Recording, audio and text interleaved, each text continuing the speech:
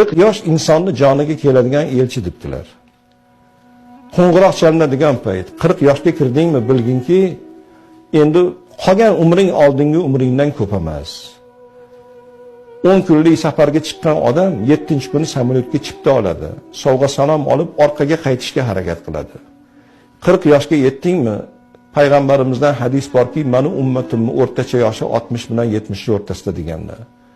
Endi qancha umring qoldi? Endi qolgan umringda Allohga duo qilishimiz kerak ekanki, Parvardigor qancha umr bergan bo'lsang, otamga, onamga, menga bergan umringga men shukr qilay. Boshimga yaxshilik ham keldi, yomonlik ham keldi. Yaxshi kunlarni ham ko'rdim, yomon kunlarni ham ko'rdim. Bergan kunlaringga shukr qilaman. Endi qancha umrim qoldi? Qachon meni jonimni olasan? Omonatni qanaq qilib olasan men bilmadim. Lekin qolgan umrimni yaxshi amallarni qilishga ilhomlantirgan.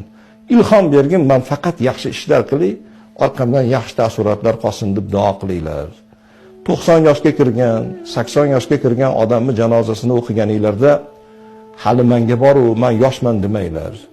Xaridor kelgandan keyin iloji yo'q. Xaridor yosh tanlamaydi. Xaridor joy tanlamaydi.